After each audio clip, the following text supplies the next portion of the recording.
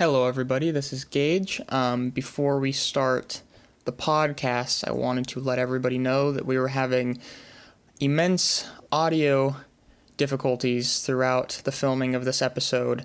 So just wanted to inform everybody that we were aware of it. There was a 20-minute section of this episode where the external audio just decided to shut off because the batteries died. So that was awesome. That happens around the hour 10 mark.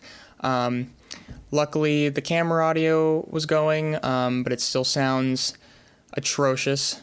So just be aware of that. We also had my animals running around like maniacs during the entirety of this video. So I hope that wasn't too distracting. And I decided to leave my window open for almost all of the episode, and of course I didn't decide to shut it until the hour and a half mark, so you can hear the sprinklers going on outside. Just a number of distractions. So just to recap everything that we're going to be working on going forward, we need a new microphone very badly, but until then we're going to be making sure we have backup batteries. We're going to be making sure no windows are open, and we're going to be filming in locations without a crackhead cat interrupting everything. So there's that. You can probably hear him going crazy right now. So we apologize. Again, we will be improving going forward. We're still figuring all this shit out. So bear with us. Much love. Enjoy this episode. Goodbye.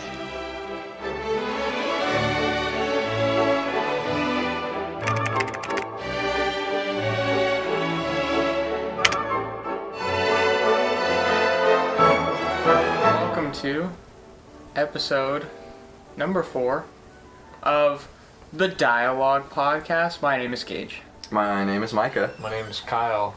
And my name is Zach. He is our special guest today. Our very first one. You said the intro like you wanted us to like all be like the dialogue. The dialogue. But, I was like, I didn't know. Maybe we need to plan that from now on. Now we got to be like, welcome back to, and we got to be like, the dialogue. But when you say it, you should say it exactly like how, what was it? Top 5.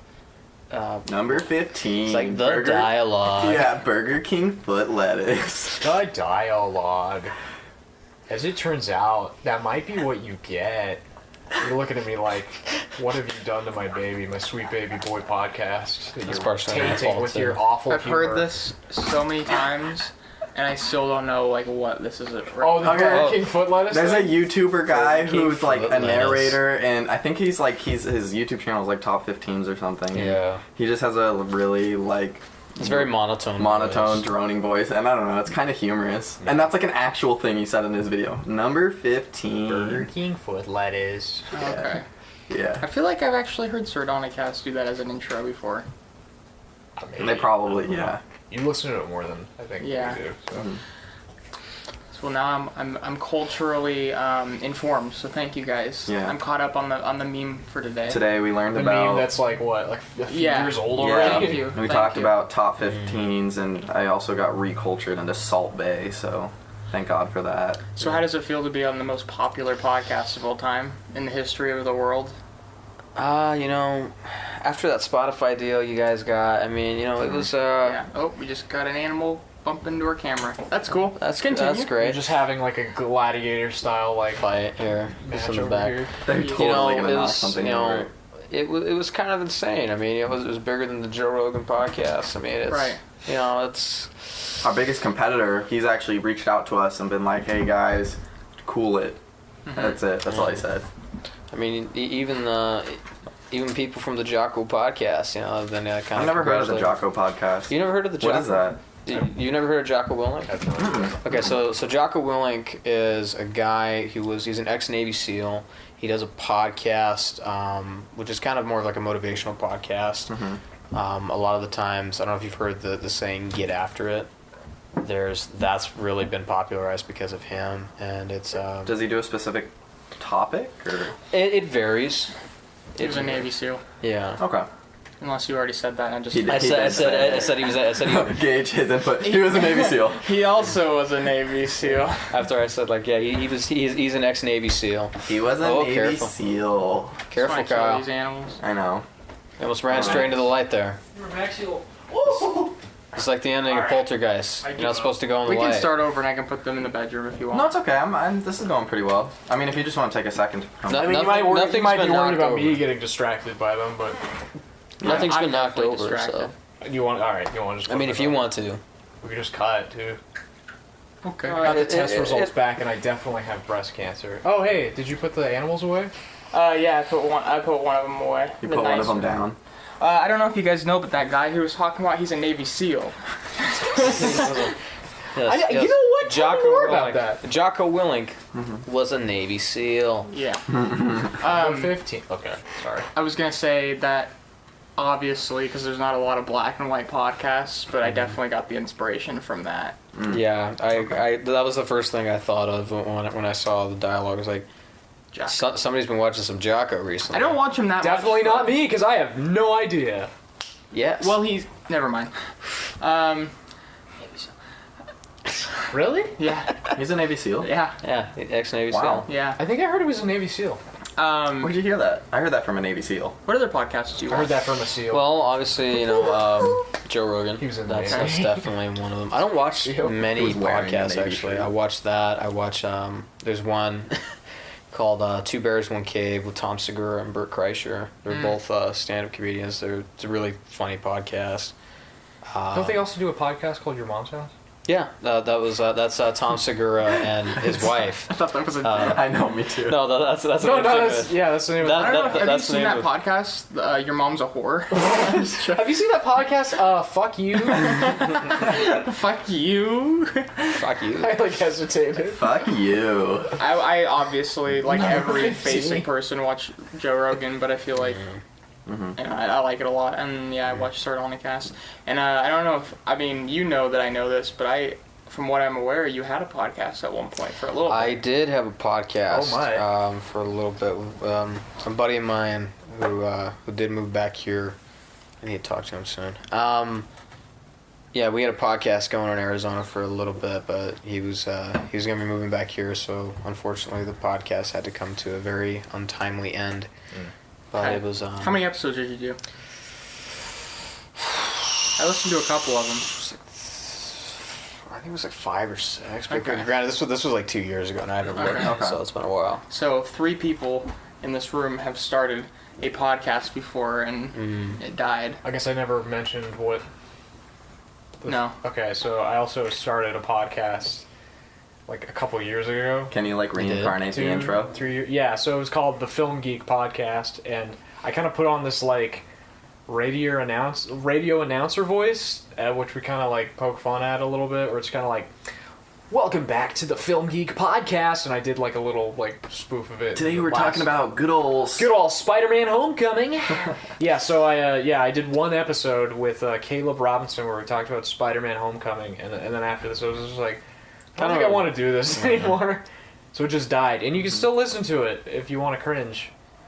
Did you know that Will Ferrell he did a short podcast where he like played Ron Burgundy, so it was like Ron Burgundy on his own podcast, and there was like a full season of it, and they weren't super long episodes, I but think I remember hearing that. I haven't listened to them, but out of all the podcasts, that one sounds most Did interesting. you know that Will Ferrell wrote basically a fake like autobiography? For Ron Burgundy? Yeah. Ron Burgundy? He's really like committed to that Yeah. character. What are some other actors that like commit really hard to characters, like Christian Bale? Yeah, that man is insane. He'll gain 100 He'll pounds gain and and lose lose 100 pounds, and then he's just insane. Yeah. And then you had the pathetically predictable podcast, R.I.P. Oh yeah. Yeah, that went on for 6 episodes? I think 6. I did that with Caleb also. I like to think that was like the dry run for the dialogue. Kinda, yeah. Yeah, we like stopped doing it right after we started doing the video. It was like... Did you ever do like visual, or was it just like only? Yeah, the last episode was video. Okay. Yeah. It did on like a webcam though. It was on a webcam. Yeah, and it didn't like look like shit or anything. It was just I can't remember why I stopped. I think it was just kind of like a weird time, and I wasn't really sure. Yeah. And I think I was just like too caught up with stuff like that back then. Yeah, but I think that was like wasn't that like right before you moved out of your folks' place? Yeah. Yeah, so it was around that kind of like it was kind of like a few months prior where like the pressure was at its peak, so it was a little just hard to like keep it going, and then yeah. Anyway. The many trials of the attempted podcast. Yeah. endeavors. Does your calendar say watch Unbreakable with freaks? Friends. Oh. I think before we jump into it, just like in case anybody like doesn't know who Zach is, I think he deserves like a little bit of an intro here. I mean, I know we kind of said you're Zach, but like, you know, Who is Zach? and what if somebody's never seen any of our videos? My guy, that is the question I've been trying to figure out for 21 years, and I still don't have an answer. Well, you and I, and even technically you, we go back a long way.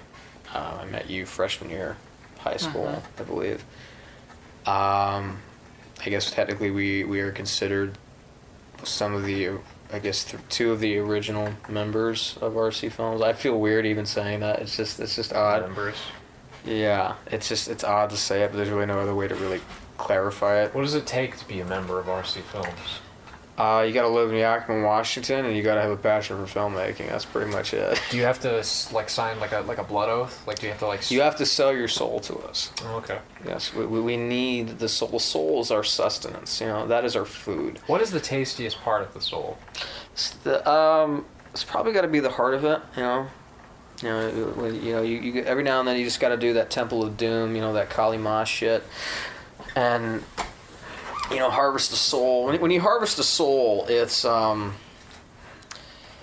it's got to be one of the best feelings in the world. You know? Yeah. Yeah. It's actually way better. Really? I'm not gonna lie, it's way more comfortable.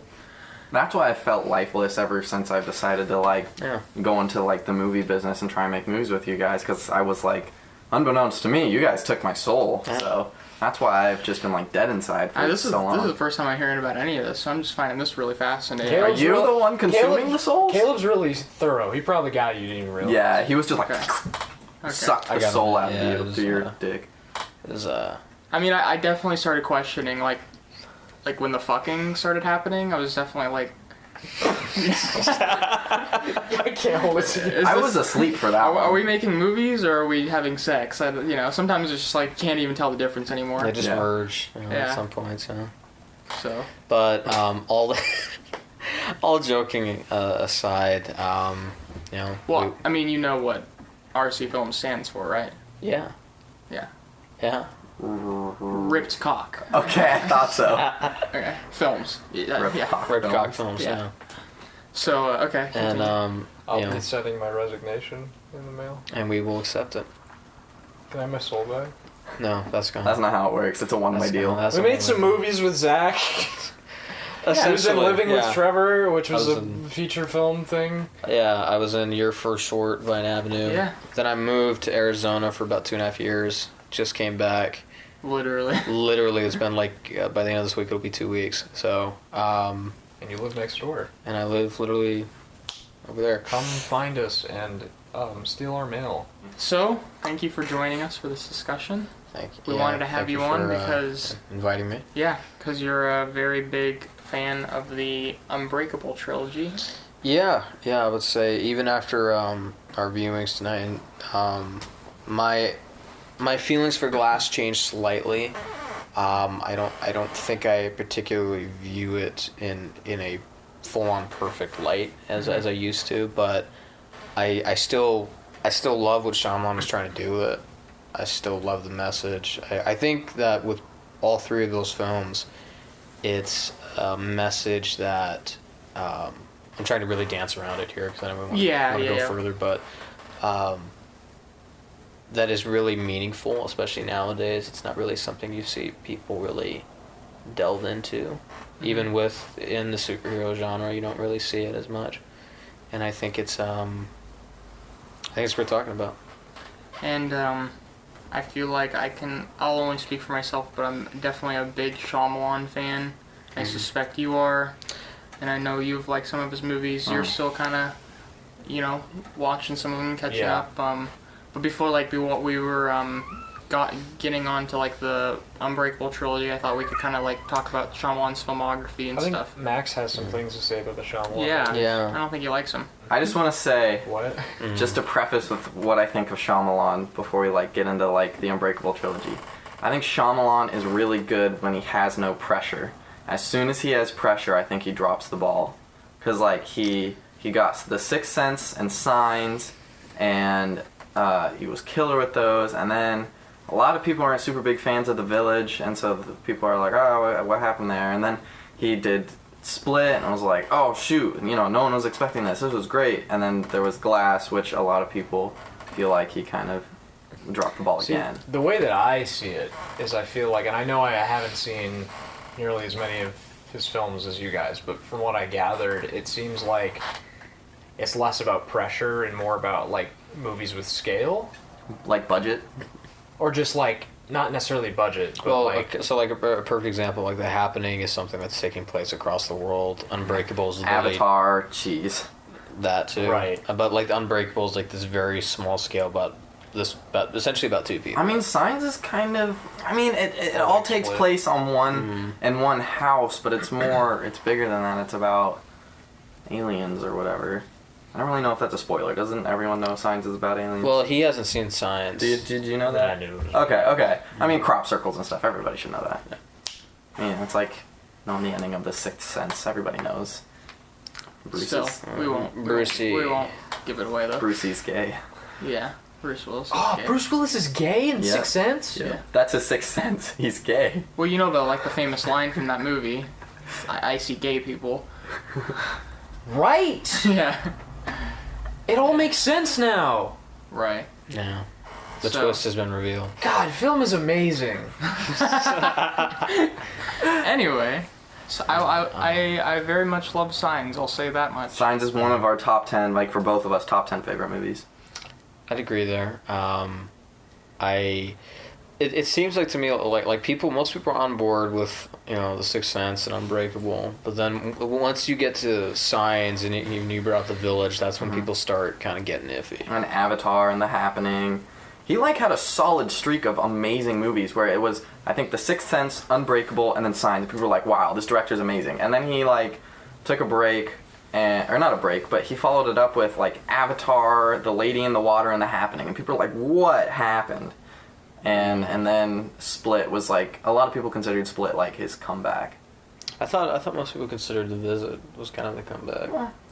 Yeah, I think so too. I think most people who were iffy on The Visit were then sold with Split. Mm-hmm. Yeah. I saw The Visit with you and Caleb in the theater. Yeah, The Visit was a very interesting experience for me. I don't know about you if it was for you. I remember because first of all, I showed up there with an entire other party, and was gonna see I don't remember the Owen Wilson family thriller thing that came out. Oh yeah, No Escape. Yeah. Right. But and then I saw you and Caleb, and you were like, "Oh, we're gonna go see Split." And I was The Visit. Excuse me. And then I was just like, "All right." So I just went in the theater, even though we paid for the ticket for the other movie, and I didn't regret it. It was a lot of fun. It was. I'm just imagining the FBI knocking on the door, be like, "I heard you paid for a different ticket." It's just the same price, but goes to a different studio. Anyway, I'm trying to gather my thoughts. Quit throwing me off, Mike and Jeez. I don't know if you remember, but from my experience, it was interesting because we were, for the first 20 minutes or so of the movie, I felt like me and Caleb were kind of laughing at the movie and stuff. Yeah, we thought it was gonna be we were like, what the fuck are we watching? And then we kind of 20 minutes. We kind of were like, oh, is this good? Are we laughing with it? Yeah. And we were like, oh. And then okay, we figured out exactly what the movie was up to. Yeah, and then it became this whole really fun experience, and because the movie is entirely sold like a straight horror movie. There's no the trailers from what I remember is very just you've seen The Visit, yeah. It's been a while, but yeah. It's very conventional. It's very straightforward, and then there's no indication that it's almost like a satire. It's goofy and It's got some funny moments. But when you watch it, you're like, all right, okay. There's some genuinely scary stuff in there where it like just leaves you on the edge of your seat. Yeah, it's disturbing when it needs to be. Mm. Yeah. But yeah, I would say like Signs is definitely my favorite Shyamalan. I do like The Sixth Sense. I feel like it's kind of one of those movies that's it's been ruined for everyone. Super cliche to like, kind of. Yeah. But I mean, I watched it recently. I hadn't seen it in like a long time, and I was actually really, really, really impressed with it. And I feel like there's so much more to that movie than just the twist. And I was surprised that the twist, knowing the twist didn't really have an overall effect of the movie. Because I actually think there's like a couple more that are like just as impactful. Okay, because I haven't seen it yet, and obviously like that's been spoiled to death. Yeah, there's just something about like Unbreakable Signs and The Sixth Sense, and just he really nailed it out of the park with those ones, you know. He's really good at creating. He's really good at creating an atmosphere. That's what I feel like he's really good at. Because I don't know, in Signs, I just can't describe it. It's Unbreakable and The Sixth Sense. It's just all this atmosphere and this aura that you don't really get from any other movie. Yeah. Yeah, it's just his pacing, I think, like the very just slow pace of his movies, and I don't know, just the drama, I think, is the biggest thing. Just how he utilizes drama as a genre, and Right. It's not something you see very often, and the way he can like walk that tightrope between like cheesiness, but like heart, but it's also very heartwarming at the same time. It's like whimsy, basically. Yeah, it's very interesting. One thing that impresses me is his ability to cast child actors, because he has a lot of kids on a lot of his movies, and that's one thing specifically I noticed. I'm just like, he just knocks it out of the park over and over and over again with the kids that he casts. Yeah, good casting. For like most of his movies. I mean, I don't know, we could talk about the ones that aren't as great, but Signs, I absolutely love the casting. Oh yeah, Mel Gibson and Mel Joaquin Gibson's Phoenix, and the kids were amazing. I don't know. Have you guys seen The Village? I saw it when I was a kid, but I really don't remember it. So I need to pretty rewatch much it. not. The Village is okay. Yeah, again, I've only ever seen. I mean, obviously, we watched the Unbreakable trilogy. Yeah. In preparation for this podcast, but before that, I had only seen the one we saw. I don't know why I saw The Visit. The Visit. Yeah. That one's very good. I saw The Visit, and then I also saw The Last Airbender. That was it. Okay. So I haven't seen The Last Airbender, and I haven't seen Lady in the Water. Okay. I still haven't seen that one either. I've seen everything else, and The Last Airbender is so unbelievably bad. okay. Like, unredeemingly. I wasn't a fan of After Earth. Oh, jeez, I forgot about that I one. like the concept of After Earth. The Happening is kind of like, you know, kind of like that guilty pleasure type thing, you know, where you just kind of missed the mark on that one. It seemed like still has some of that Shyamalan-ness in it though. Does After Earth have a twist ending? I don't I even don't remember. actually. Yeah, I don't remember. I don't know. Is there like a single Shyamalan movie where it's like not a twist ending? Well, that's kind of his shtick. You know? I know, That's I know. kind of what he's known for, is these twist endings that changes the whole perspective of the movie. Should we just jump right into it? Yeah, do you guys want to just go one by one and talk about how you feel about... so like first we're going to do non-spoiler shit talking about the Unbreakable trilogy, the Eastrail 177 trilogy. Without giving any spoilers away, just kind of how we felt generally of the three movies. You can go ahead because you got the most experience with them, I think. Well,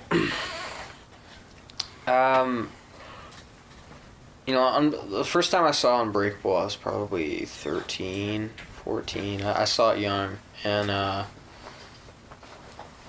was still getting into Shyamalan, and you know, I was still kind of just, you know, I'd seen The Last Airbender, I'd seen After Earth, and I just was kind of fully believing the stigma at that time of like he was this really great director that just then began to make terrible movies. Yeah. And then, Unbreakable I hadn't seen. I watched it.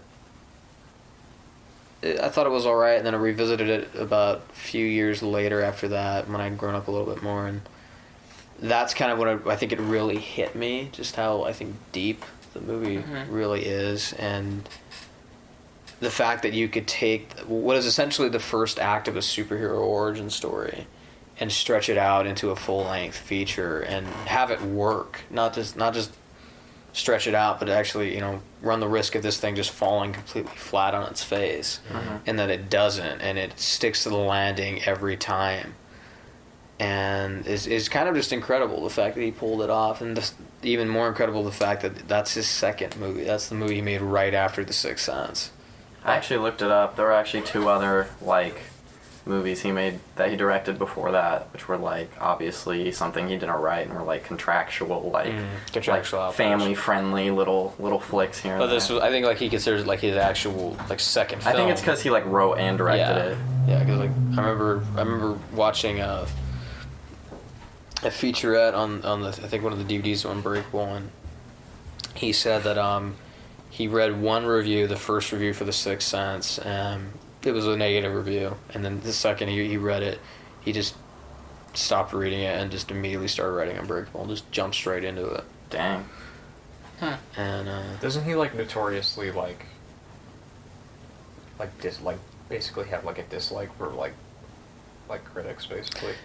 Movie critic? I feel like most filmmakers do. Well, I feel like I've heard he's incorporated it into his movies before. I could be wrong. I think that's maybe. I mean, it might be weird, but I feel like that's more Stephen King, because a lot of people say his endings and stuff are bad, and so he incorporates people being if there's a writer in the movie, they're oh, his endings are always bad. I mean, I agree. I think he does it too, but I don't know. Again, I haven't seen enough to say for sure, but I don't know. I feel like I heard that somewhere. And then we go to Split, which I just right out the gate, I loved Split. I just, the only real critique I had for it is that and we talked about this a little bit, was that I felt that it should have been R. It should have gone, there's moments where it does go dark, but I felt that it didn't go as far as it could have. It held back because of that PG-13 rating, and that it in order to stick the landing more, it should have gone more in depth into it. And again, also, it's kind of the inverse of what Unbreakable was. That instead of it's a superhero origin, it's technically a supervillain origin story. The first act of that happening, and then we get to Glass and Glass. I'm mixed on it. There's parts of it I really like. There's parts of it I have issues with. But like how I said, after we literally just finished watching it a couple hours ago now? About an hour, probably. About an hour. Yeah. That it's always right when I think I'm about to give up on a movie that Shyamalan sticks the landing in the ending and makes me kind of, through that ending and through the message of what he's trying to say in Glass, it made me forgive a lot of the what's the word I'm looking for? The missteps? The missteps, yeah, the missteps of Glass. So Okay. that's overall my thoughts on each individual film. Okay. So I had kind of a similar experience with Unbreakable, mainly, because when I watched it for the first time, I wasn't a big fan of it. I think I was just kind of in that phase where I wasn't really paying a whole lot of attention to movies, and I don't know, it was kind of before I really started taking stuff seriously. And then I saw Split, and then I obviously, it's a spoiler, but if you're watching this video, then it's obviously Split, becomes, it's revealed that it's in the Unbreakable universe, and it's technically a sequel. May, get down. It's technically a sequel to Unbreakable, or just in the same world. I love that movie. May, get down. Yeah.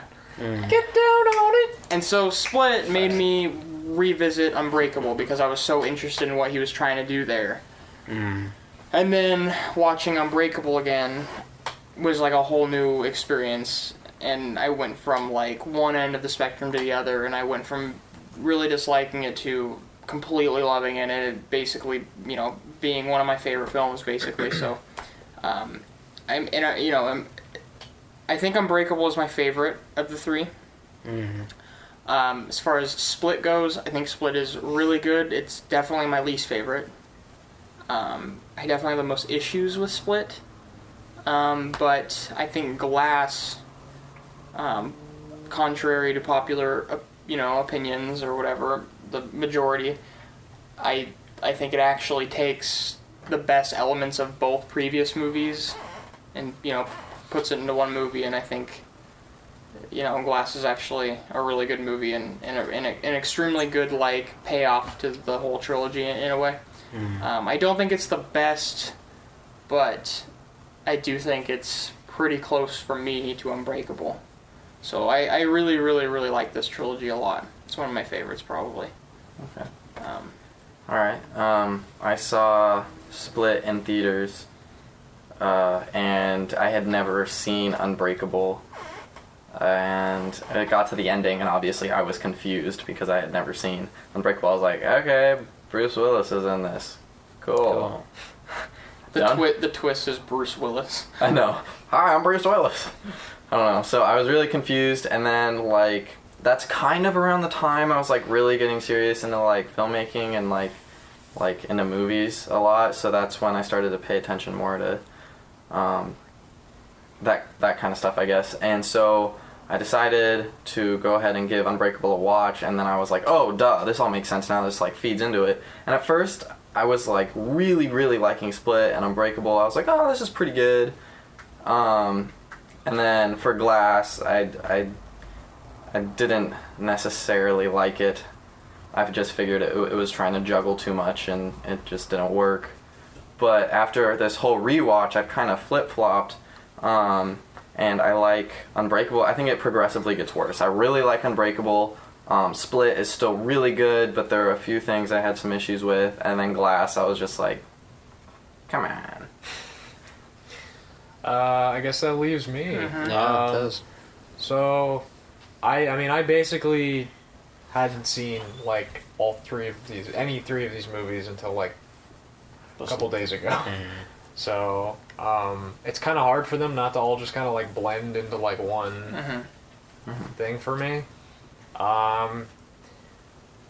Initial thoughts on Unbreakable was I liked... The premise intrigued me even before I saw the movie. I was like, okay, it was, it's kind of like a superhero story, but not quite, it's sort of told in, a real-world kind of way. Oh, my God.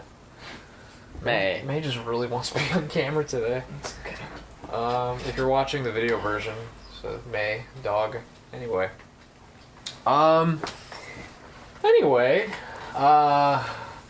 Yeah, Unbreakable. I was intrigued by the premise, and then we watched it, and I don't know, it kind of seemed like I was kind of mixed on it, Okay. I was kind of I liked... On Unbreakable? Yeah. Okay. I liked... There was a lot I appreciated about it. There was a lot of themes, a lot of interesting ideas I liked about it. Samuel L. Jackson's character specifically intrigued me really well. Mm-hmm. I just thought he was an interesting character. It's, because you're kind of used to seeing Samuel L. Jackson in a role of power, I guess. And I guess he does kind of have power to a certain extent, but it's not he's, physically. Right. Yeah. Not physically, because his bones are made of Glass. Well, not literally, I guess. It's a bone marrow thing, but essentially they break like glass. Yeah. And another interesting thing is that I think it might be the role where he swears the least. Does he ever swear? He swore in Glass. It's right. No, spoilers. Yeah. I can't say it. That's a Samuel L. Jackson staple. Yeah. Motherfucker. Yeah. Every movie. Yeah, so I was kind of mixed on it, and I liked elements of it. I liked that character, and I liked the duality between him and Bruce Willis. And I think the strongest part of the movie for me was the whole, because they're... now I'm like, I don't want to get into... Yeah, don't spoil spoilers, yeah. So initial thoughts, okay, so... Yeah, so it was kind of mixed on that one. Split was... I felt like it was quite a bit stronger than Unbreakable. I think I was more captivated for the majority of it because I think it might just be because it's a thriller. So, you know, it kind of has that benefit of always being kind of like, oh, like... Edge of your seat. Right, so you're naturally maybe a little bit more engaged, and then obviously, like, what's this? I'm blanking on names really bad. James McAvoy. James McAvoy's performance is, like... Oh, yeah. Phenomenal. Got snubbed for an Oscar. Absolutely. Should have been nominated. Wasn't even nominated. Yeah, I think I agree with you a little bit. Even though there were a few things in that movie too, I was kind of like, maybe it didn't pay that off, or that didn't really make any sense watching it in hindsight. But you know, I thought it was pretty good. And then Glass we just watched, and I feel kind of same with the Unbreakable thing. I feel kind of mixed on it. There's things I like about it. Although the weird thing about Glass is I feel like out of all three of them, like the second half, towards the beginning of the third act, you just can't. You heard me burp, didn't you? Yeah. That was disgusting. All right. Anyway, just watching you guys all like trying not to lose it. Go ahead. Go on. Weird thing about Glass. The weird thing about Glass is the second act and the beginning of the third. The beginning of the third act. I burped. No, I burped in the middle of the third act. This is the third act. God damn it. Alright, okay. The majority of Glass, aside from, like, the very, very end and, like, the very, very beginning, might have been the most, like, interested in... out of all three of the movies, like, I was the most, like, eyes glued to the screen, like, alright, I gotta see where this is going. Okay. And I think the elements of these movies that was the strongest for me was the whole, like, you know, because they... Again, okay, I almost did it again. I almost spoiled again. Yeah. It's okay. But this is a weird structure, but we're figuring it out. Yeah. Getting used to it. So yeah, okay. So if we want to talk about spoilers, so before we talk about spoilers, if you want to click to the very end, where we answer questions, there's a time code, you can find it and skip all the spoilers. Yep. So we'll go ahead and do that now. Strongest... We're gonna be here a while. One of the strongest elements for me, for all three of the movies, is the elements of, like... Yes, they have... the fucking chair. Yes, they have, like, super abilities, or what they perceive to be anyway, but it's nothing so out of, like, the ordinary that it's like... It's not like the Avengers where they're like... Right. Yeah. It's not. It's stuff that you can almost write off as like, oh, I mean, there might That could entirely happen. be a coincidence, and that kind of plays into Glass a little bit too, and that was the most I got like invested, was like, oh shit, okay, what are we doing? This is me too. This is very interesting, and I don't know what the fuck's wrong. That's all right. with Do me. you want to should we start back with Unbreakable and kind of work our way through gradually? Well, it's kind of hard to talk about. Yeah. I think... Because Kyle and I were talking a little bit in the break there that the themes kind of overlap, really. Especially once you get to Glass. Everything just kind of becomes one. So my main problem with the trilogy is that I really like the intimacy of the first one, and I feel like with each one, the intimacy level, like, decreases. What do you mean by intimacy level? So, like, with Unbreakable, you have this really... It's, like... almost kind of like a character study, like specifically on Bruce Willis, and it's mainly focused on him. It's like it's kind of his day-to-day life. Sometimes there's some troubles are thrown in there with like his wife, and you see his relationship with his kid, and it's very much focused on him. And then you go to Split, and it's like you got the Beast guy, you got the guy with multiple personalities, then you got I don't remember her name. Casey. You got Casey, and then those are like kind of, it cuts back and forth between them, and then you got these two other girls who are just annoying and like are stupid, and you just cut back to them over and over again, and it's like you kind of lose that intimacy a little bit. You're not really sure who you're supposed to be like honing in on, which isn't, like, some people enjoy like multiple character things, but like from what I got from Unbreakable, it kind of parted from that a little bit. And then Glass, I was just like, come on, there would be like tiny little like 3-second scenes of like a character over here, and then another like 3-second scene of like a character over here, and then these characters come out of nowhere. We haven't seen them the entire movie, but suddenly they're here. And then my favorite character in the entire trilogy is Bruce Willis, and it feels like he has like 5 minutes of screen time in Glass. It's like I want it to be focused on him because, you know, it'd be focused on, like, the hero of the story if they're going with the whole comic book thing. The concept initially, which, if I remember correctly, even was on one of the featurettes, where you essentially the story of Superman, but he doesn't know that he's Superman. In more of a broader sense. Not actually, you know, he doesn't have the powers of Superman. It's, as you had said, that, like, the quote-unquote powers of the characters in this universe is... It's incredibly grounded, as much as it can be, like to the extent that it's not really fantastical, you know. It just seems more like, you know, he's just stronger than most people, and you have this, you know, this interesting themes of which is pretty much summed up in the character of Elijah, where he says it at the end of the movie that, you know, one of the most terrifying things is not knowing your place in this world, to not know why you're here. Yeah. And that's just an awful feeling.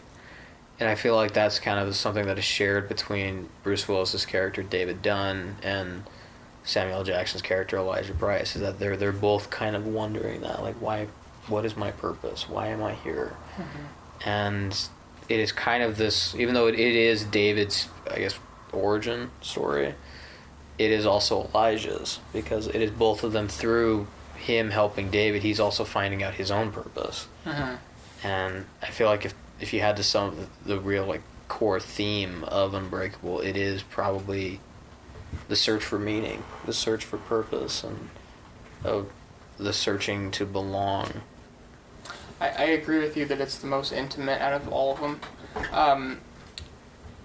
For me, Unbreakable has always been about more how, I don't know, I kind of look at it like it's about how, like, children view their dad. And I know that sounds very strange, but I could see it. But, I think that movie is very much just about their relationship and how his son looks to his dad and wants to see Superman, wants to see this, like, invincible, you know, person, because that's kind of a way, like, how, you know, we see your dads in real life sometimes, you know, especially when you're, like, a kid, really young. Yeah, and you will hold on to that idea for as long as you possibly can, that they're, you know, until you literally just can't anymore. Yeah, and like, I think it's about that idea, and it's about that idea being pushed to an extreme, kind of, where, like, yeah, maybe his dad is actually, like, invincible, and it's, like, super interesting.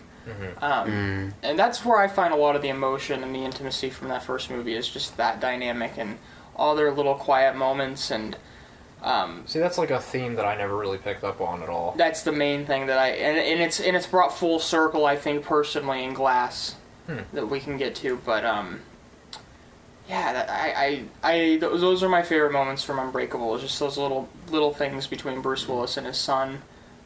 Sometimes they don't even have any dialogue, like the table scene. It's like just kills me. And I think another thing that people don't pick up on, and the first time I saw it, when I really got it, it almost broke me to an extent, where he tells him quietly, "You were right." Yeah. And I think people, even as parents, can really underestimate how much even just something that small is really impactful and meaningful, especially on a kid, to be told that, yeah, you were right. One image that sticks with me is like him like shushing the kid, not like shushing the kid, but like it's our little secret. Hey, this is between this is just you know? between us. Yeah, this is a really weird word to use to describe Unbreakable, but like soft. Like you think of like, it's just very, like I said, it's very intimate, and like even like the editing, it's like fading in and like fading out, and it's not like these spectacular action sequences, and it's like, quiet. It's not intense on the yeah senses. So like the first word I think of is like it's a soft movie, but like I think that's Shyamalan's style overall a little bit. Yeah, He's I got mean, a very I I think he loses it a little with splitting There's glass. definitely parts of I that agree that with are in signs, especially in the beginning before we really get to really dance around spoilers. Yeah. The thing of Good it. stuff. But I kind of like those moments of the camera movement where it's almost like it's sneaking into rooms, like you're watching these very quiet, intimate moments that almost you shouldn't really be seeing. Of Unbreakable? Yeah. Like the opening scene on the train, or I think it's the opening, one of the earliest scenes on the train. It's right literally after the Elijah flashback. The camera is like peeking through like seats, and you're watching someone's Bruce spine. Willis, and Mm. then it's revealed that it's actually like a little girl watching, which I think is awesome. But That plays into your theme too that you mentioned. yeah, I think so too. Yeah. And How children look up to and another one that those figures. that is a good example. It's right after the David comes home from the hospital, and he's having cereal in their kitchen, and it's a small little moment, but it's his hand is shaking. Oh. And his hand is shaking, and you can hear like the spoon clinking against the bowl, and you can tell like this whole thing, even just the fact that he is like the sole survivor and there's not a scratch on him, has shaken him to his core. Yeah. You definitely get an impression that he does not. He feels like terrible, like sorrow, for like Like a bit of survivor's guilt in a way. right. Yeah. Like But it's it's like so- he's in a lot of emotional pain. So unspoken though. That's what I Right, like. but about like it. you see that just that very very quick scene where he's clearly like attending the funeral of Yeah. the people who died on the train in the beginning, and he doesn't really know any of those people. I mean, when he's walking through that hallway and everybody's just looking at him, like expecting their family member to come through instead of him, that's got to feel horrible from both perspectives. Being like, Right. why was it me and why was it him? But he kind of comes at it with this attitude of like, well, I guess I shouldn't say like he's been through this before, but kind of, I don't know, I kind a of weird sense of familiarity that maybe he Yeah. doesn't realize. like an unconscious type thing going on. I kind of just had a little bit of a revelation. I don't want to jump ahead too much, so I'll say it really quick.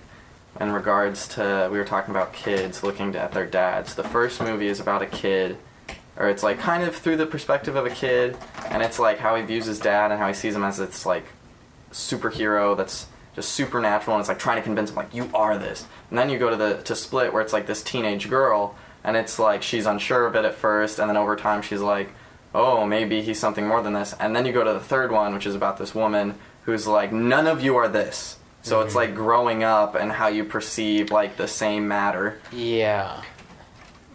Are we gonna jump into Split, or are we just? I'm fine with that. Okay. Yeah, I feel like. Go ahead. Sorry.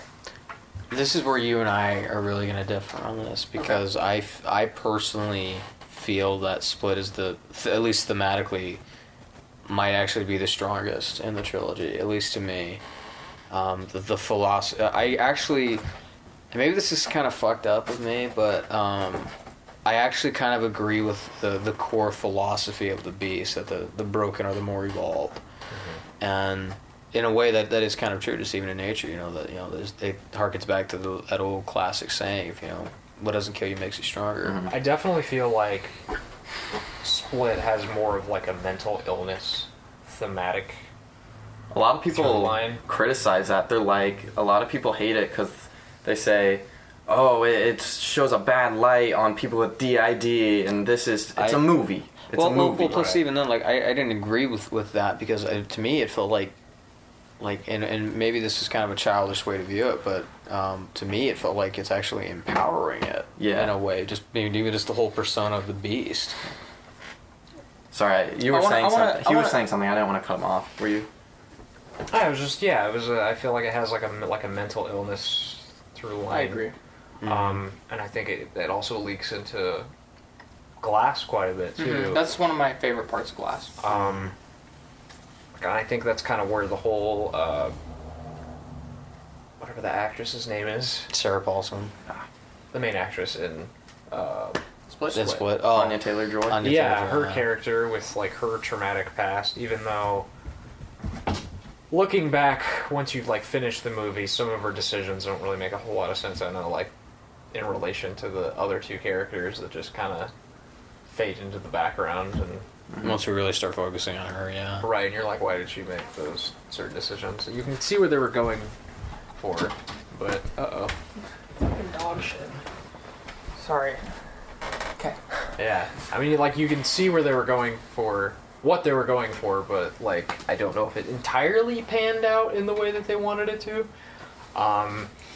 But I think overall, like, I think the message is strong in what it's going for, and yeah, like what you said, trying to, like, empower the being mentally ill, and it's like what he says at the end with The broken are the more evolved. yeah, and then he lets her go because of it, because he sees himself in her and vice versa. Yeah, that she has been, through her trauma, her pain and suffering, she has been made stronger because of it. She can now endure more. You have more experience and from so there's it. like a mutual respect. Yeah, I didn't take, like, that's how I've always viewed that moment where where he's bending the bars and he sees the scars on her body. It's more of like a mutual respect thing, and it's not necessarily that the beast likes her, but it's more like, you've been through fucked up shit too. Yeah. Okay.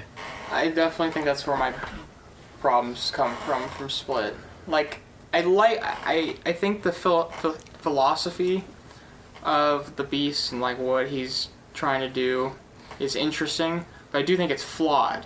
And I think the problem with I think the problem I have with the movie is it doesn't almost sympathizes with that philosophy, and I think it's inherently flawed in that the philosophy itself is flawed, or the way that it's portrayed. It's portrayed fine. It's that the philosophy itself is flawed, but the movie, it doesn't bother to debunk said philosophy. It like it doesn't.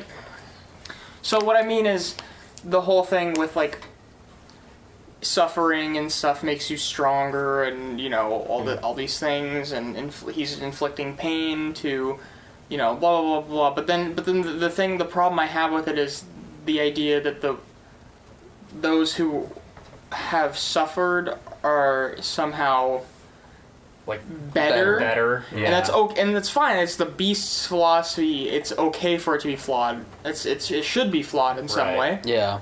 It should test you, because I do think that people who have suffered, they can benefit from that suffering and become better people, become better within themselves. But where I'm lost is better than others. Like the glorification, the romanticization of suffering. And then with that issue, I think it's mainly through Anya Taylor-Joy's character, because we're meant to think that she's somehow better than the other two girl characters who are there because of her past. Right. And we know nothing about these other two girls. Mm-hmm. And she, even as a character, tries to act like she's just like puts herself on this high horse. Especially in the first act like of the she's movie. So much better. You're like, them. what is this weird attitude? She literally was like, blow me. That was like a line from her to the other girls, and it's like there wasn't an arc there. It's not like, oh yeah, she acted better than people and became,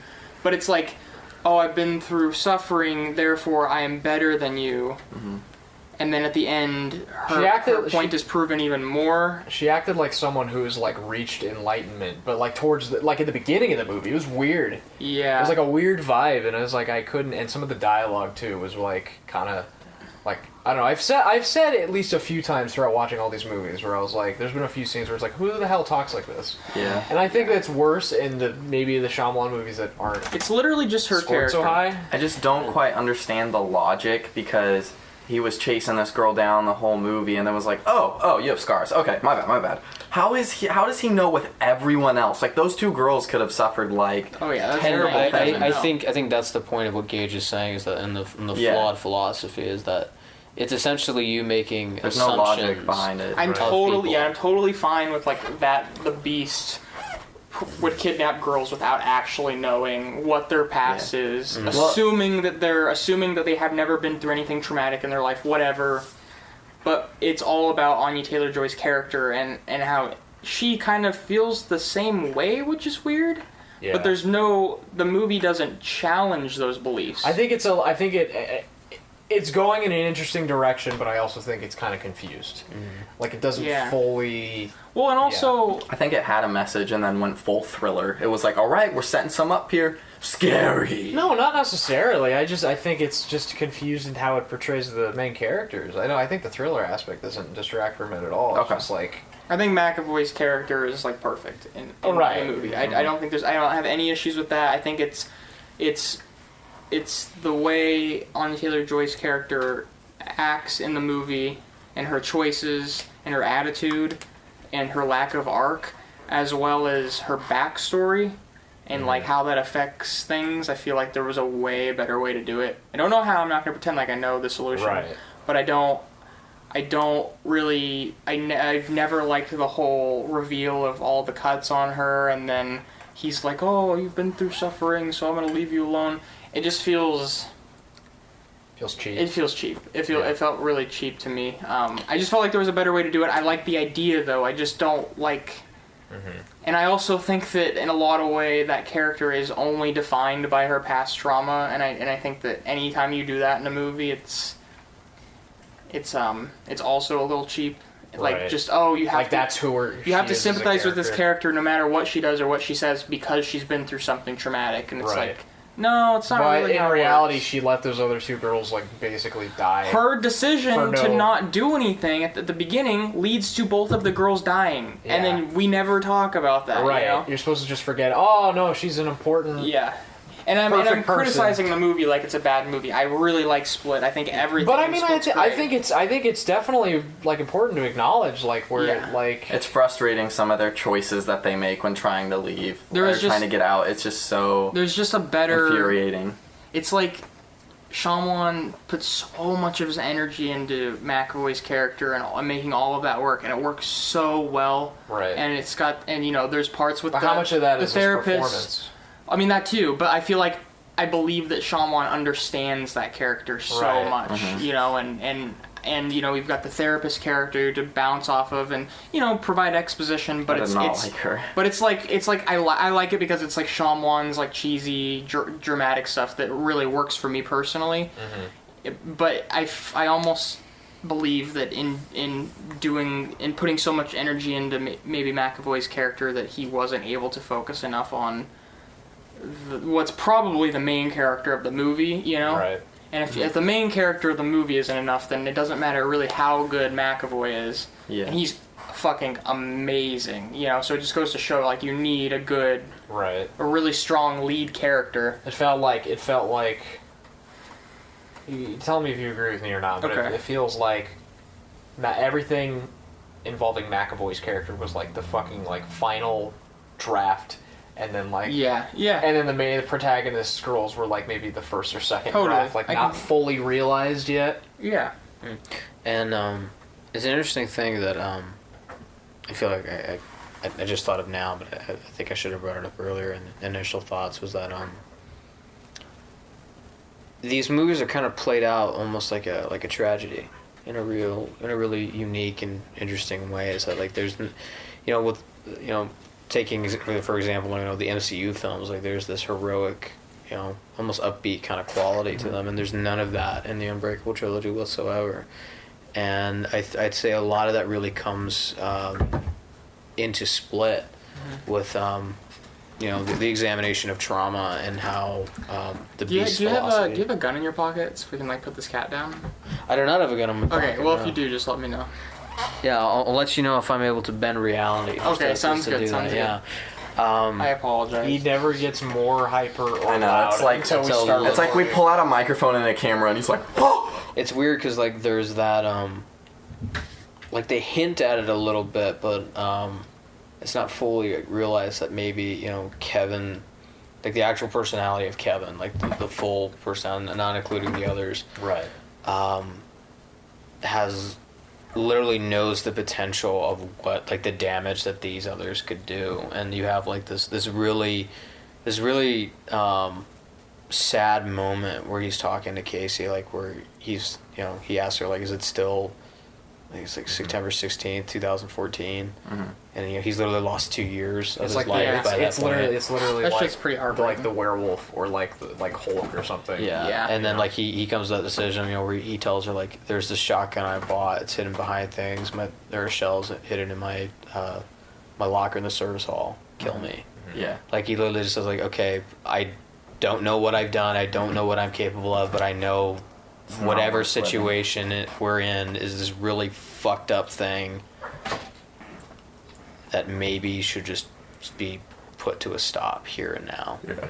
And then it's followed up by that amazing sequence where just McAvoy's just switching between personalities literally just by facial expression. Crazy. Right. Yeah, it was insane. Like, you could tell the camera had switched to him, and you would know what persona, what personality he was, based purely on his body posture and his facial expression. And you get to know his personalities, like, which is crazy. Is like you get to you almost get attached to them, like he's playing multiple different roles. That's one thing I disagree with you, Gage, on, is I think you said you like him better in Glass, right? Sid said that. Oh, did you not? I think he's good. Equal. Okay. I just want to say in Split, he seems a lot more crisp. He's not bad at all in Glass, but he has a lot more to do and work with in Glass, and he still is really, really, really good at it. But like every take was like in Split was golden, perfect, crisp. Well, I think couldn't have been done better. The movie more relies on him more in Split. Maybe I do think he's better in Glass. I mean, he's good in both. I think he does more characters and has more personalities to He has show. more to do Yeah, in he Glass. just has more to do, but I think he's crisper and much more on the point with Split. I think that the parts where he's able to play Patricia in Glass are like insanely good. When he's like battling between like, oh shit, am I anybody right else or am I wrong? think that his Hedwig and his Patricia were like slightly different from Split? Like they sounded like just me? I didn't really. Well, granted, we practically watched Split and Glass back to back. If I had, if I was, if you'd asked me maybe on like the first go around, maybe just because there's been that gap of time. Hedwig was first speaking, I was like, it sounds a little different right there, I think. But I don't know, it could just be me. I also love like there is CG in Split, but it is just so subtle. Just the veins, like there's that. I guess technically that hulking out scene where he's turning into the beast and you see the veins just kind of growing on his arm and you see his pupils dilate. Pretty scary. Yeah. So, kind of slowly moving into Glass, you have the introduction at the end of Split that it's in the same world of Unbreakable. Yeah. Do you guys feel that was forced because you have information about? Oh yeah, I want to hear about that. Okay, so here's the deal. Shyamalan said, I don't remember if this was right after Split or if this was like the press before Glass. The character of Kevin Wendell Crumb in The Beast was originally in the first draft of Unbreakable. He was the I guess what is it? Villain. The villain that he faces at the end of it, which is then the dude in the orange jumpsuit. Yeah. So this character has existed since 2000, but he took him out because he felt that there wasn't enough time within Unbreakable to fully explore the character of Kevin Wendell Crumb and the Beast and all the other personalities, and that they deserved their own story. And I think he was right. Yeah. With Split, to kind of fully go in more depth and explore that. I can definitely kind of see that with how Unbreakable went. You have this guy that he passes by in, what was it, a train station? Some station, I don't remember. But he passes by him and it's this seemingly normal guy just doing his job, picking up trash. And then he follows him home and he killed the dad, killed the... You're talking about Unbreakable. Yeah. Oh, I'm sorry, did I... That was Unbreakable. I meant Unbreakable. Sorry, didn't mean to throw everything off there. But I can see where, that character could totally seem like it was supposed to be Kevin, because he has these girls tied up, and he seems to have, differing... I don't know. It's just interesting. Oh, yeah, I didn't think about that. Yeah. Mm-hmm. And it's just an interesting thing is that was the case. But just even for, the flow of Unbreakable, how it's, this very slow burn... intimate story, it just wouldn't work. It kind of would have fucked up the flow of it. My problem is that I feel like each movie got more blockbuster than the one before it, like Split. was like... I don't know. I think it's kind of one of these. You guys want to move on to Glass? Yeah. I will say one last thing. The score to Split is... Yeah. I was going to mention that, as the music in all three are fucking great. Oh, man, when he goes into the station and he's, like, checking out his, like, quote-unquote powers or intuition for the first time in Unbreakable, the music there, I'm just like, oh, it's so 2000s, but it's so fitting. And I would say probably my favorite shot in Split was, I guess, technically the birth of the beast, where he goes to the train station and he goes in that empty train car, and it's this shot. There's a technique for it. I don't remember what the technical term for it is, but it looks like the camera's kind of moving in. But yeah, like the vertigo thing, right? Isn't that where you move back, but That's also called the zoom vertigo, in at the like- same I think most it's moving famous. back, but zooming in It's at like the a same push time. pull. I love that shit. effect. Or then like he's just kind of I let it going shimmer. down into the darkness and then rising as the beast. That's so... I know exactly what you're talking about. That's fucking great. I love Yeah, that. that's awesome. It's a Glass. Glass. I want to hear a little bit more of what you thought Of Glass? of Glass. What did I say before? You said you were mixed. Yeah, it was mixed. I feel like the majority of the movie I was sucked into it. Mostly like the second act and like the beginning of the third act, but like the ending left me a little bit confused. Maybe, and it might be just because we just watched it. Would you like to say what you're confused by? I think it was when they started drowning Bruce Willis's character. That was kind of like That what pissed me I was off. kind of like, wait, what are we doing? And then like they kind of revealed that that it was all Technically like a secret society. well, they were trying to convince them that their powers weren't real, but in fact they were, and they were part of some, and they like that instantly, three-leaf clover and it's like tattoo. I was like, I don't think they set this up. I was like, what? No, they did not set it up well at all. It was so out of Even the if they blue. did, it's kind of like, well, why did they?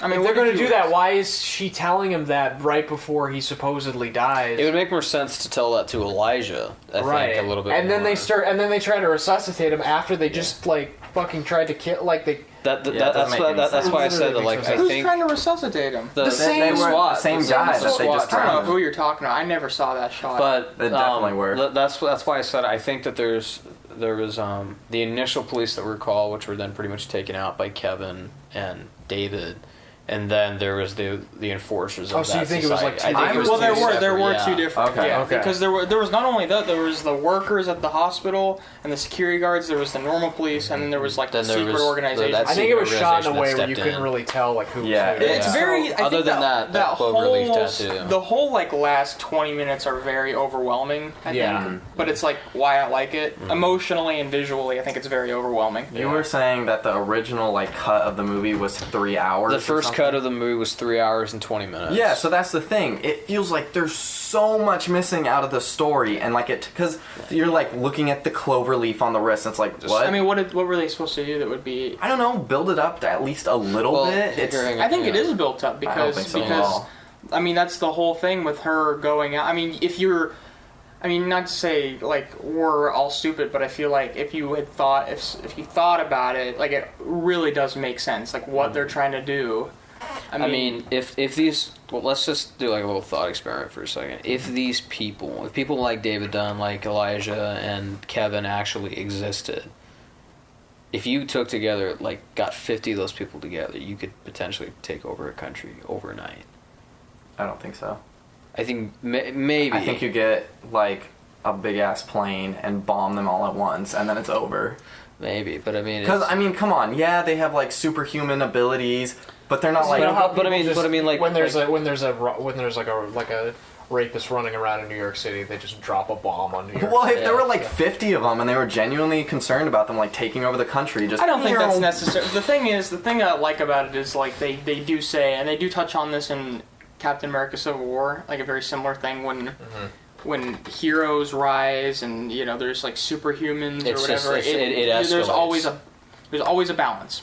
There's always the counter. There's a counter culture. The counterbalance villains, that- Where there's good, there will be evil, and vice versa. I've and thought it just keeps kind of building and in building. Glass, at least in terms of balancing the characters and how much we got to know them throughout Glass, it was done not well at all. Like, I feel like David Dunn was like glazed over And then you got a lot of... I mean, it is called Glass, so I guess it is supposed to be like... First one's about David Dunn. Second one's about the Beast. Third one's about... Elijah. But, like, still, if you're doing this whole, like, comic book thing that they talk about, like, through the whole first hour of the movie, where it's like, comic books aren't real. Yes, they are. It's just, like, an hour of the same conversation. I don't know. Well, the weird thing is it's, like... Glass was, I felt like towards the end it was going in a direction that I actually appreciated more before it flipped it on its head, and then it was like, oh no, you guys are extraordinary 100%. We were just trying to convince you that you weren't. You know, it was sort of going in a direction of like the whole thing that Samuel Jackson says. It was like, correct me if I'm wrong, but I feel like it was basically an iteration of like just because... You know, just because what you're doing is does have limits and it based in science doesn't mean it's not extraordinary. Right. Which I liked that, and I would have liked if the movie ended on that mission statement, because it's sort of like I think it does. I feel like it kind of taints it a little bit with the whole reveal with the secret society. It's not a reveal that they're superheroes. It's a reveal that there is something special about them that they don't want. It's not like it would be one thing to be like at the fucking, like, I feel like it's more her acknowledging that they're not crazy and that they are special in their own way. Well, if that was what the movie was going for, it wasn't super clear to me. I think what did you get from it again, I guess? Do you feel like the movie was trying to like spoon feed you at the end that they were superheroes? No, quite the opposite. That it was I don't know. It just, again, like you said, it's all so overwhelming and so quick that like I was mostly just confused. I was like, wait, what? Yeah. What? I don't know. Okay, so two things. I just kind of looked at the runtime of Glass, the one we watched. 2 hours 9 minutes, so there's about an hour and 11 minutes of footage missing. Yeah, it makes complete sense. I feel like a lot of that is about David Dunn and his progression through this, because I feel like we see him. But how much of that is just like an assembly cut? Because assembly cuts tend to be like 6 hours or whatever. Yeah. Not necessarily like a finished film. Shoot, I was gonna say something. I don't feel like it's like missing any key elements. I think it kind of the pacing is definitely a little bit clunkier than the other two movies, but I mean, I don't feel like I'm missing any like key information, and I think that. But again, I've only seen it once. Yeah, I have a problem with the logistics of like releasing those videos, because I think if that happened in the real world, if you released all these videos, it would trend for like a month, and then everybody would forget. It's a movie, though. Like I know. And that's. I mean, right. You're probably not wrong. But that was like the whole. We're gonna release it to the world, and it's gonna be this big thing. It wouldn't.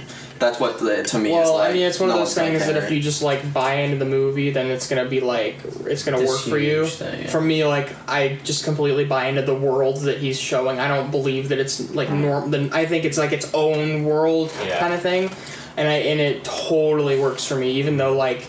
Yeah, I can acknowledge that, like, in real life, people would be like, oh, it's probably fake or something, and it wouldn't be, like, a big deal. But it's, like, it's a movie, and it also feels, like, very Shyamalan-y, like, it's just totally balancing that line between, oh, it's kind of, like, cheesy, but it's, like, really fucking cute. I, like, really like it, and that's... I think my biggest problem with the entire trilogy as a whole, like, the one main problem, if this was solved...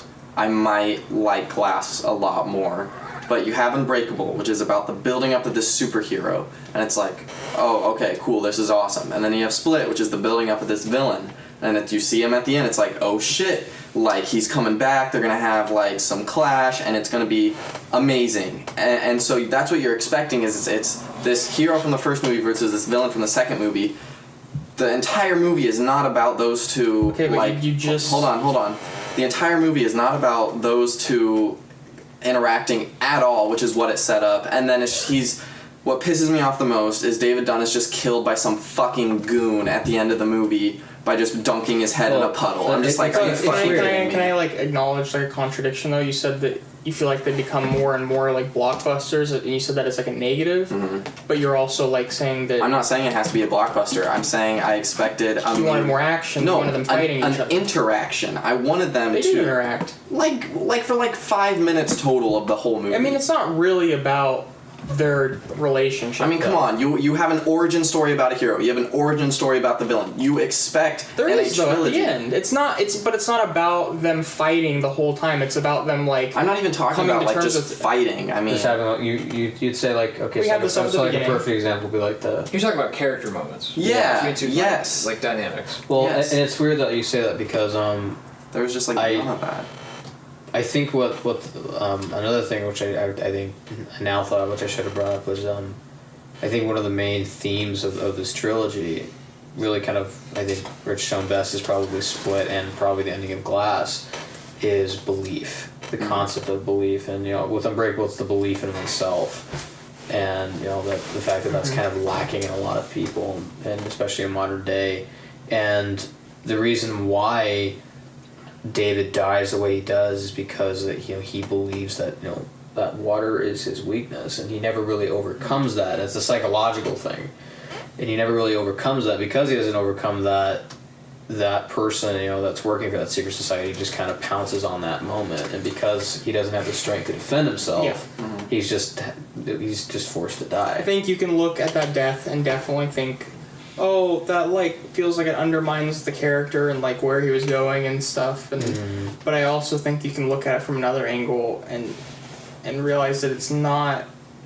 The movie's doing something in the background, I think, for the entire trilogy, and you're watching these main characters and stuff, but there's stuff going on in the background that I think is far more important, and I think the ending of Glass really proves my point here.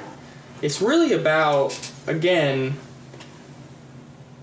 the way people perceive you, particularly your son, your kids, friends, your mother, yourself, how you see yourself. The tagline for Glass is literally, you cannot contain what you are. It's about becoming who you feel like you are, living up to people's expectations, living up to your own expectations, living up to your full potential. And I think that what I love so much about the end of Glass, they all do die. I think that they all kind of have their own piece at the end, though. She does say that thing to Bruce Willis's character. He realizes that, yeah, he was right. He wasn't crazy. And then Samuel Jackson, same kind of thing.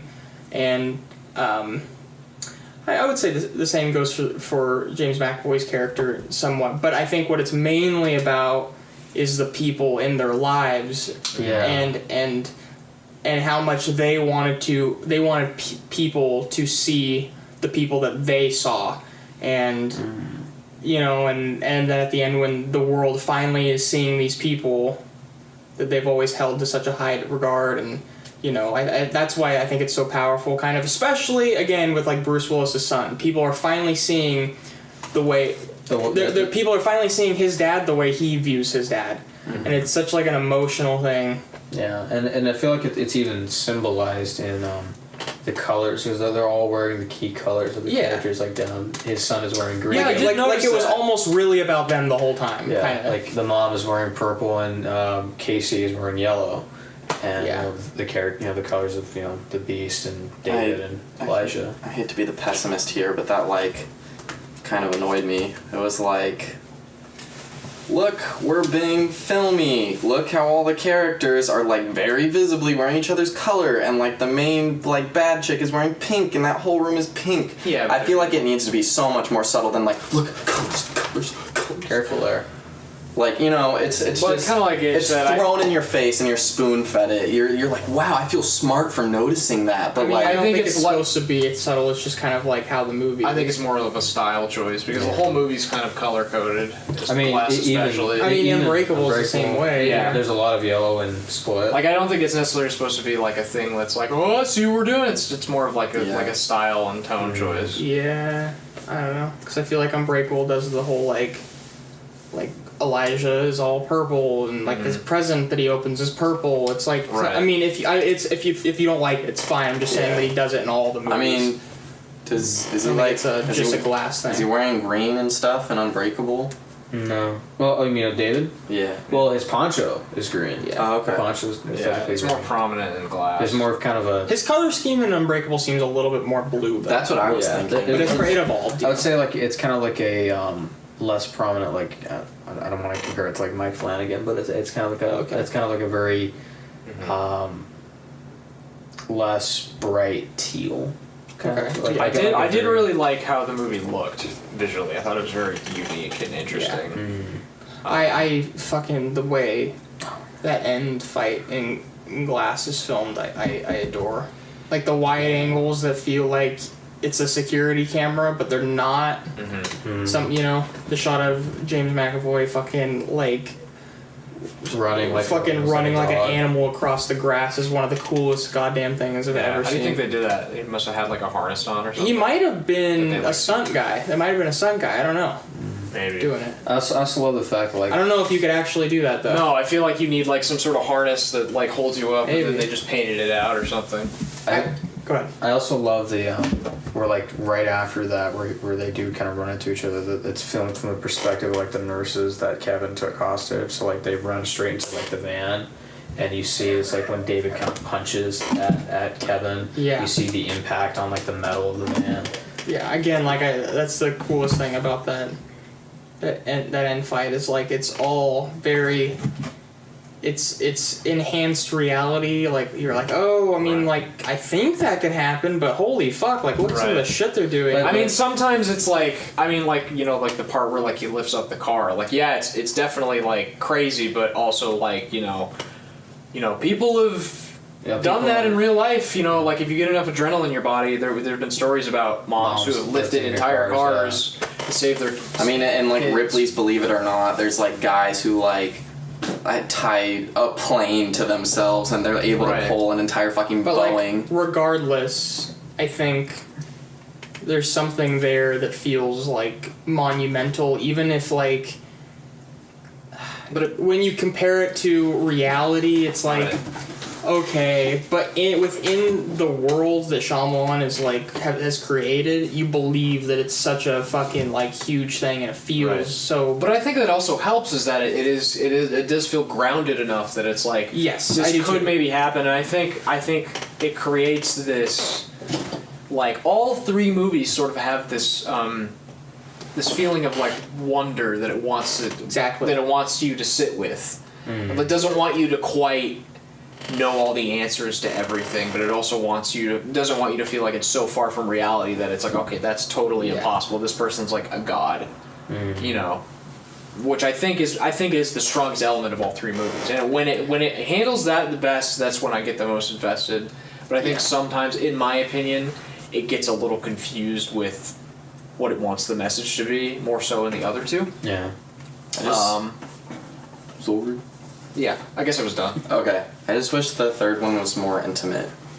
I think it is really intimate. Like the first two, it's like, I mean, the second one not as much as the first, but the first one's very much about David Dunn and his life. Second one is majority about Kevin and like him going to his therapist appointments and like him just, it's not quite to the extent of Unbreakable and David Dunn, but then you get to Glass and then you just put all these characters in like cells and they like don't interact with each other and you never see them. Well, it's only when they're interacting with someone, you never see them like really doing their own thing, and you never see them interact with each other. And I feel like if you put them all in those cells and keep them away from each other, it's like taking away from the potential.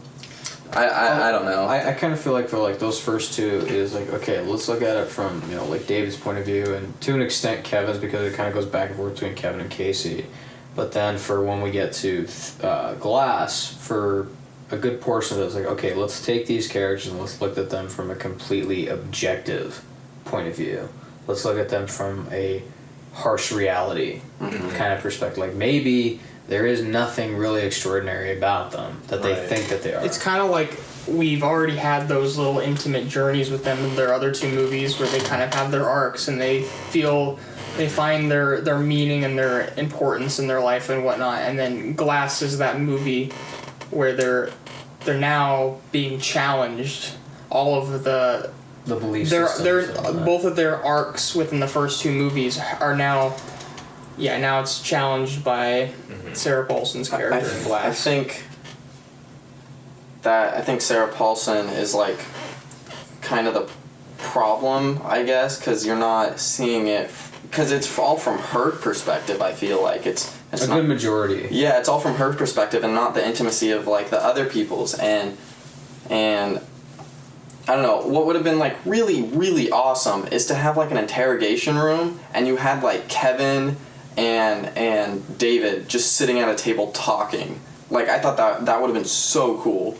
But then why would they do that though? It would make more sense to me that like what I really wanted to see was more stuff with David and Elijah just 20 years later.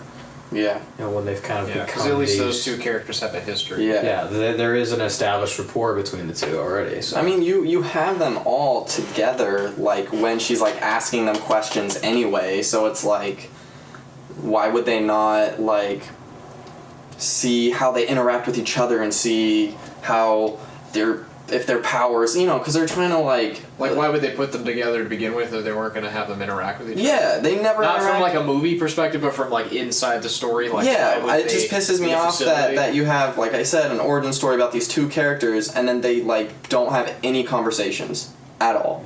And that's what I think the movie was missing a lot of.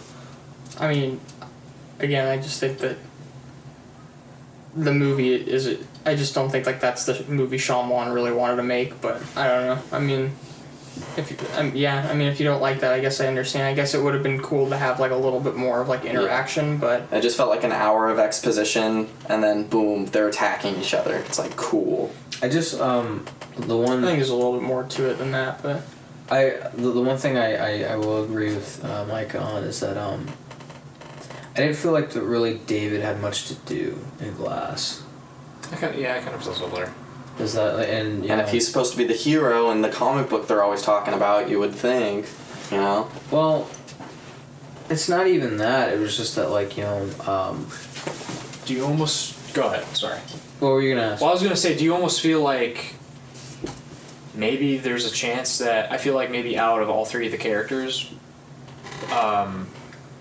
Bruce Willis's character was the most explored because he had, you know, because the Unbreakable was almost entirely from his perspective. I would actually, and so like they already kind of like closed the book on him. I mean, because you know he's compared to the other two characters. By the end of Unbreakable and in the beginning of Glass, you know he believes that this. You know, he believes in... I won't say that he's fully bought into, like, Elijah's theory, but he does believe that there is something uncanny about himself and that, you know, he is this kind of hero of the story. And the whole point of Glass, especially Sarah Paulson's character, is coming in and challenging that belief and her saying, like, no, there's nothing special about you at all. And it's supposed to be the beliefs of all three, you know, even though Elijah's is unwavering, is completely challenged. Yeah. And you see that in Patricia in that interrogation scene where she's tearing up because she's kind of faced with reality a little bit, like maybe the Beast really isn't this, almost like this god that I view him as. You know, maybe he is, she even says it, maybe he's just unwell, maybe maybe we're just all mentally ill. And in the movie, it kind of makes you feel like you're crazy a little bit too. yeah. And to answer your question, I actually feel that Elijah's character is the one that's the most explored. I feel like there wasn't really... it would make sense for them not really to explore much with Elijah because I feel like Unbreakable, through the flashbacks and his scenes with David, it pretty much explored all there really was to explore with Elijah. And, I mean, you can develop Elijah a little bit more, but I feel like as far as, like, breaking down who he is as a person, I mean, just you could tell even in scenes in Glass, you know, once it's revealed that he's been faking this kind of doped up persona. Yeah. His belief in his theory has not changed in those 20 years. He's, you know, full on belief in that, you know, we are uncanny. There is an uncanniness to humanity, that comic books are a way of passing down history that somebody felt and experienced. That hasn't changed. And the whole point, we see it with Patricia, but we see it a little bit with David, but I feel like that could have been explored a little bit more of David's belief being challenged, and David's belief in himself being challenged a little bit more. Sorry for the technical difficulties or the weird cut that may have happened, but we just noticed that our audio thing stopped recording 20 minutes ago? Yeah, I don't know what happened. So you might have noticed there's a weird shift in the audio, so we apologize, yeah. Whoops. Yeah, whoops. Sorry. So, as far as the Unbreakable trilogy goes, Jesus fucking... We're never recording a podcast here again. Yeah. In Gage's classic form. Oh, yeah. What was I going to say? I was going to say, I rank the movies best to worst, Unbreakable, Glass, Split. But I like all three. It's a great trilogy. I go... Really fun rewatching them. Literally just in order, Unbreakable, Split, Glass.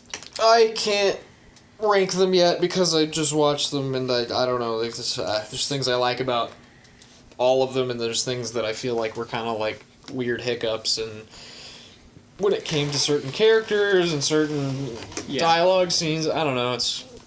There's a lot I appreciate about it, but I don't know. In some places I feel like it didn't quite stick the landing in the way that it felt like it could. Okay. But, so it's kind of mixed all overall. I think Unbreakable is probably the most solid, maybe, for what it's trying to go for. Mm-hmm. Sorry. But again, opinion might change with time. Yeah. I'd say Unbreakable and Split, at least for me, are on probably the same level. They're on the same wavelength. Glass is just underneath it because the second round at it, I noticed more problems than I did the first time. Sorry. Did you hiccup? What happened? No. Did you burp? Well, now I have to say something. I felt I felt like a fart going on, and I was worried it was gonna come out, so I got nervous. I tried to set something don't fart, don't fart. Hold me to this. I guarantee you, at least one time when we're recording this, I'm gonna bust ass really loud. You're gonna shit your pants. I got a wipe. 100%. It's gonna be the worst thing. Anyway, you were saying Q&A questions. Yeah, I was gonna say, should we just jump in? Should you guys Q&A. We actually got some questions now. Zach, could you just sorry. Yeah. Should we at the beginning of this video be like a PSA right at the beginning to be like maybe. Hey. Yeah. We'll figure it out. We can. We figured out last episode, and we can figure out this one. Last one was crazy. Okay, so we finally got some Q&A questions. Very exciting. First ones. Trent Murphy says, found your podcast through your Thunder Road discussion, engaging episode. 2 questions. What is the most overrated and underrated Spielberg movie? I gotta look. Is this just for everybody, or is this mainly just for everybody? Trying to think what I've seen of Spielberg. Yeah. I mean, I can say my underrated easily. I feel like I can say my overrated. You have my underrated. And I said it before on this podcast that I'm not a big fan of his version of War of the Worlds. So. It's not overrated though. Nobody likes that. Really? It's an underrated. Oh, okay. That was my underrated. Maybe I just feel like it because you talk about it all. I love War of the Worlds. Yeah, I think that's an underrated movie. I'd have to say my underrated is it's probably one of his first a movie I've seen since I was a kid called Duel. Okay. Yeah, I want to watch that. Okay. That's a good one. Highly overrated. Close Encounters of the Third Kind. I have to disagree with you there. You guys watched that recently and didn't like it, right? No. And then underrated, I'd probably have to go with... I feel like I know what you're going to say. Underrated... Oh, I don't know. Oh. Hook. I'm going to go with Hook. A lot of people, it has very mixed reviews, but I thoroughly enjoy Hook. I feel like it's a movie that people have grown to like more as time's gone on. Let me pull like Steven Spielberg has said himself that he regrets making Hook, but he's glad he made it just so he could meet Robin Williams. Yeah. Overrated. Overrated. Oh, you know what? People are gonna hate me, but Bridge of Spies was a little overrated.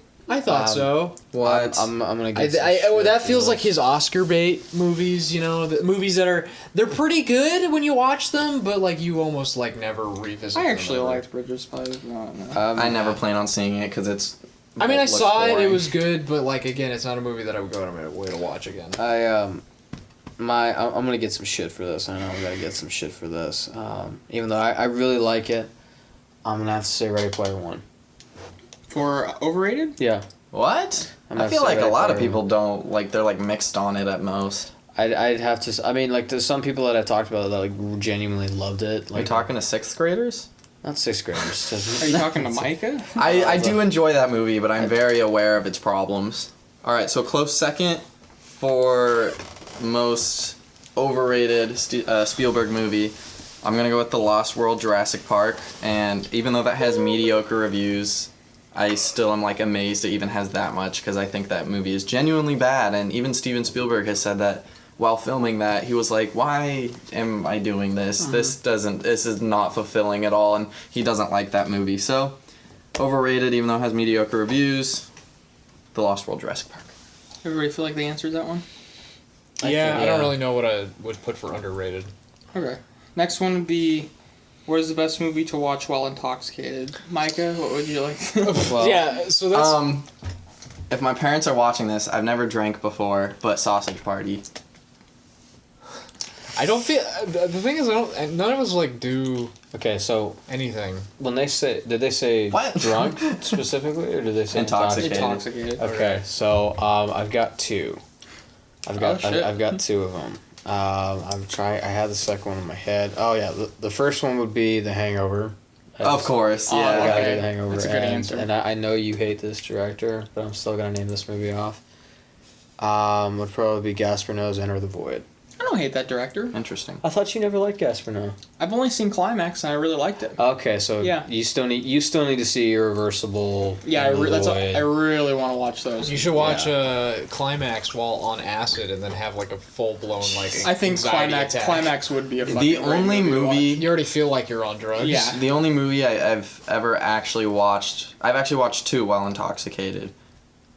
Charlie and the Chocolate Factory, which was fine. It was like nothing special, and then The Nightmare Before Christmas, and that one was pretty fun. Yeah, So that'd probably be a good. I think Uncut Gems would probably be a good movie to yeah. watch That because you'd be movie- able to just like relax and not have an anxiety attack I while don't watching know. it. I guess it just depends on what you're intoxicated That's on. weird because a lot of people describe that movie as anxiety inducing. It That's kind what I of mean. is. Like it'll calm you down if you drink a little bit and like just relax. Oh, okay. So you won't be like fuck. I don't know. This is coming from somebody who has no idea how alcohol works. Right. You It put makes it you up. tired. You put it up Yeah, your butt. isn't it like an enema, like up Yeah, your ass? exactly. wait, so And it comes out when you your get mouth. high, is that considered like being intoxicated? I would consider it intoxicated. Really? Yeah. Okay. Yeah, I didn't know that. I guess being under some sort of Under Influence. influence to You know be. when like you just you're under like- the Silver Lake. Yeah, when you we're take like I watch one it. too many I still need ibuprofen to. and then you watch Grown Ups 2. yeah. And it's just like the craziest fucking time you've ever So had. we're not party guys, obviously. So we're not like, able not to. even close. Yeah, no, we're not able to like. How could you tell we're not? I mean, I mean, we just talked about fucking the Unbreakable trilogy for like 2 hours. Yeah. So I'm- it's like, I think out of We're if not- we were we're to not like nerds say at if all. anybody was No. like a partier, it would I guess it would be me, and like literally I just like went camping out in the woods, and that's the closest to like a party, I guess. So we're cool. I don't really know what other. I think Climax would be like the perfect one, but even then, like you just feel like you're already yeah. on About Mandy. something. Mandy would be an interesting. Mandy would be a scary one. I feel like these are like when you're I guess high. I guess I don't know. Yeah, I don't know. It's kind of a tough question for me to answer, but thank you for asking. Very much appreciated. Trent Murphy, thank you very much for watching and asking questions. Feel free to ask more for the next episode. We're going to be doing a whole thing at the end where we answer questions. We got one more. All right. Our third and final question. Wait, what? Well, third question, second person. Yeah, we have a third person. Okay. What? Second person, third The question. third question. Do we not have a third question? Like or like Do we not have like a fourth? This question is From from Calissa B, which may or may not be a close friend. she's been in The Apology. Yeah, which is And- my short film. Go watch it on my YouTube and- channel. she's gonna be in Not So Maybe. Shameless plug. Yes. She says, hearing you guys mention Jojo Rabbit really makes me want to hear a deeper discussion of how you guys felt about the film overall. Personally, love the style, the tone, and the cinematography. Taika Waititi's style and voice shines through. Following young Jojo Betzler as he realizes his imaginary friend is actually a real-world monster made for an emotional story. Jojo Rabbit had me laughing and tearing up in equal measure upon my first viewing. I mean, she's basically just saying... What did we think about it? She wants to, like, hear, like, a little bit more of a discussion. Yeah. Do you think we would ever do an episode on Jojo Rabbit? I don't know about an entire episode, but I think that, like... We can discuss it really quick. I know you overall, like... You really, probably really like it the most out of all of us.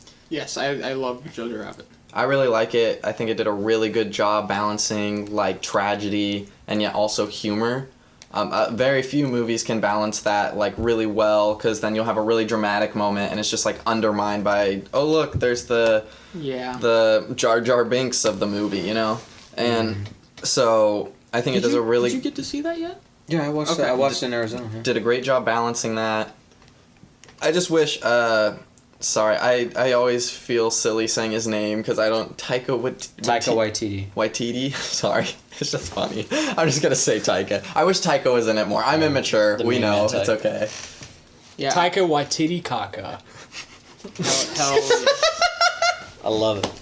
So original. All right, I'm 21. Yeah, but maybe I feel like Jojo Rabbit could be like a deeper discussion someday. Remember we talked about, like, Yeah, I was gonna say Jojo Rabbit and Schindler's List. Yeah. We do a more serious one versus more... Yeah. So it could be a possible, like, way more in-depth episode in the future. I feel like I could have a lot of things to say about it as well. So Yeah, I fucking love that movie. we'll keep it on the radar. Thanks for the question. Yes, please ask more if you're listening or watching or whatever. Did you want to say anything more? Oh, about yeah. it? Yeah, I was like, I know, he was just let like, me just pretend I'm not here. Yeah, I'd say I think it's one of Taika's best films. I think that one, if I remember, that was nominated, right? That was nominated Oscars. Yeah, I did. I'd say that is definitely one of those that definitely earned the nominations. Didn't it win for It might have best adapted screenplay or or something? best like original screenplay or something like that. I don't entirely remember what it was nominated for, but I do agree it does kind of balance the comedy tragic aspect of it, and really good use of music in it too, and it has probably one of the most simultaneously depressing and uplifting endings I've ever seen in a movie. But overall, yeah, I loved it. And another real quick thing, I'm actually really thrilled that Taika is going to be doing a Star Wars movie. Oh, forgot about that. I wish I was more excited for that, but after episode 9, I'm like, Have you seen the Mandalorian? He directed like the last episode. It's like the best episode. I did see the first 2 episodes of The Mandalorian, but it's a television show, so... Micah doesn't watch television. I try to, and I don't know. It's sad. They are mad at me because I don't watch TV. No Breaking Bad, nothing. No Daredevil. Yeah. Sorry, guys. Which is funny because I think the worst episode of The Mandalorian is probably like the first one. Okay. And even the first one's not bad at all. Yeah. It's really not. All right. Well, It's okay. Is that all the questions we have? Yeah. All right. You guys want to wrap this up? That was a long one. I'm tired. Thank you for watching the dialogue, you guys. Oh, the dialogue. The dialogue. Oh. God, that felt cringy. Yeah. Yeah. Yeah. Yeah. Yeah. Did you guys know that guy is a Navy SEAL? Follow us on Letterboxd, and you can listen to this podcast on Anchor and Spotify and The mic's right here. Apple. You are on Shameless Letterboxd. plug. You don't have a Letterboxd? I do have a Letterboxd. I'm on Letterboxd. I said you didn't. You I follow know. me on I was Letterboxd. confused because I do follow you. Yeah, I have Letterboxd. I have Facebook. You will be seeing some stuff from me from RC Films, hopefully relatively soon. Yeah. And yeah, man, that's this was fun. This was fun. I'd like to be on another one. Yes. This would be awesome. No, never again. Yeah, one-time thing. Once in a lifetime. Get lost. Putting in my 2-week notice. I think it'd be funny if, like, from now on, the podcast was just Zach and, like, we never by himself. It was very nice of you to have us on your podcast. Welcome back to the Film Cock Podcast. It's like this is Sagan podcast number. Yeah. Super Sagan. YouTube channel? Has anybody made that joke before? Super Sagan. Oh my gosh, I feel so smart. You should do a YouTube channel. You get it? Because Dragon Ball Z, Super Saiyan. Super Alright. Sagan. Super Sagan. Super Sagan. Super Saiyan. Anyway, Super Sagan. follow us all on Letterboxd. We also have an Instagram. Follow our Instagram. And we have a bunch of YouTube channels. Picture. Oh, yeah, let's take a picture. Oh. Everyone. Alright. Camera. While he's doing that, you can also listen to this podcast on Spotify. Everyone ready? Apple Podcasts. Get in here. And Anchor. Ready? Oh, my face. Hold on. Oh, shit. Okay. I was Try again. One more. Okay, beautiful. I love how we Yaakov walk out of podcast. frame every time, but like we have to like take all this out. But it's like the illusion that we're like leaving. Let's just do it. Let's just do it. Oh my god. Should we all leave this time? Yeah, let's just all leave. Let's just all leave awkwardly at Wait, once. can I pretend like I Well, didn't what already audio leave? people are just gonna be like, what the fuck's going on? Well then, catch Alright. up and go to the YouTube channel, This is the sound of us leaving. Are you ready? Yep. Let's go. Bye. Watch out. Lock the door. Oh god. Bye, Zach. Did you just... I didn't see you just went to the floor.